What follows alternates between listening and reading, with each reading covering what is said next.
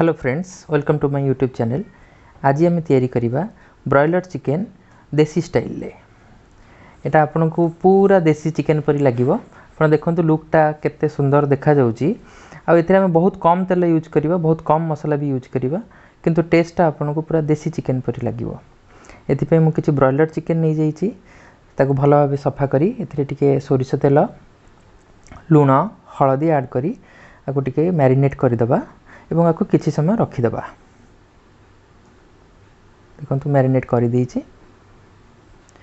वर्तमान चिकेन पई जीरा, लंका गुंड, दालचीनी, गरम मसला, गोलमरीच गुंड, मीट मसला, धनिया पत्र, हळदी गुंड, तेजपत्र आउ दुईटा सुखिला लंका नहीं। दुईटी पियाज को कटा हो जाइए। अदा रसुण पेस्ट भी आमर रेडी अच्छी। आम प्रथम आलू को भाजी दबा। कड़ाई बसई से किसी तेल नहीं, सोरिष तेल आम संपूर्ण रोषे आम सोरिष तेल करवा। प्रथम आम आलू गुड़ी को भाजी दबा। आलूर मु चोपा भी छड़े देती, जमीती कि चिकेन खाइला आमको चोपा छड़िया को भी दरकार पड़ो ना।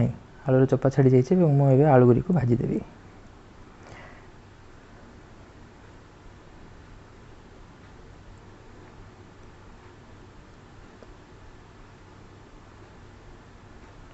आलूटी भाजिया को 5 ରୁ 10 मिनट समय लगे। देखो मो आलू भजा रेडी हो जाइए।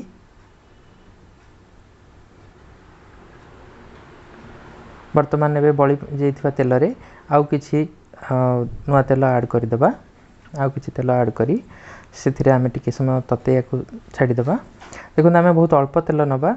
आम आम चिकेन तरकारी को तेलिया करिया को चाहूने। आउ से फास्ट आम टिके दालचीनी पकईदबा।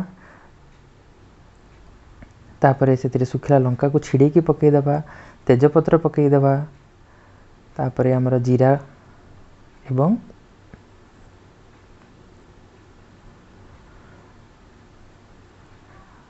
ताको किछि समय आम टिके घांटीबा। तापर से टिके बास्ना आसीबा स्टार्ट हो गले से कटा होइतबा पियाज को पकईदबा।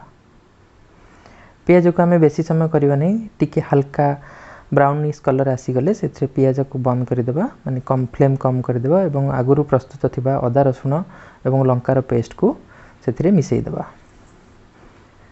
आको आम कंटिन्यूअसली घांटी चलिबा जमती कि अदा रसुणर जो कंचा स्मेलटी बाहरी जीवो। तापर आम से आम आगुरु सजेकी रखिथिबा मीट मसला, गोलमरीच गुंड, गरम मसला, लंका गुंड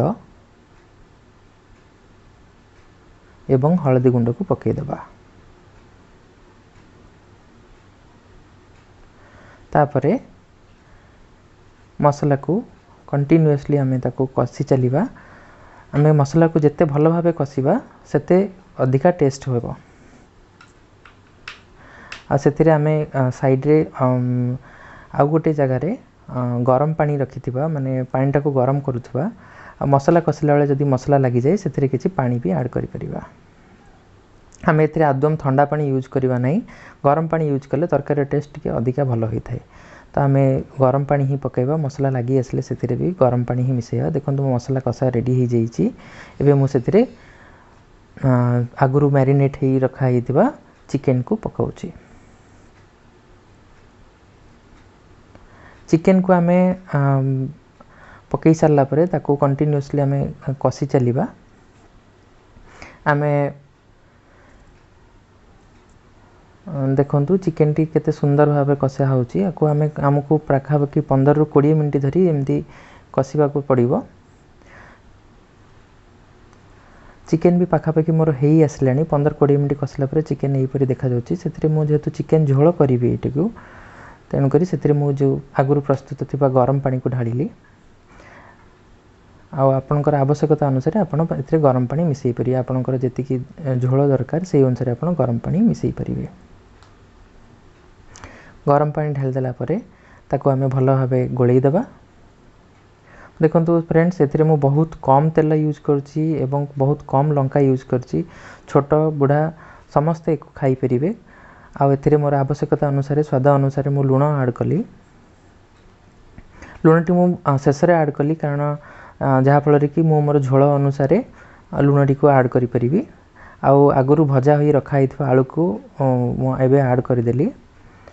आलूटी मोर संपूर्ण रूपे सीझी जाइथिला तो सेति मु टिके पछरे आड कली। जदि आपनकर आलू संपूर्ण रूपे सीझी जाई नथिबो ताले आपण आउ टिके पूर्वरु मध्ये आलू को आड करि परिबे। देखंतु मोर चिकेन तरकारी प्रायतः हेई आसलानी एवं बास्ना भी बहुत बढ़िया बास्ना आसुची। आलू गुडी को चेक कर देबे, आलू गुडी को संपूर्ण रूपे सीझी जाइची, चिकेन भी सीझी जाइची। एथिरे मोर आगुरु कटा हेइथिबा किछि धनिया पत्र को पकई दबा एवं हमर चिकेन तरकारी रेडी ही जाइची। देखंतु एते सुंदर भाबे देखा जाउची। झोल टी को आपण टेस्ट करियो, बहुत ही टेस्टी लागिवो।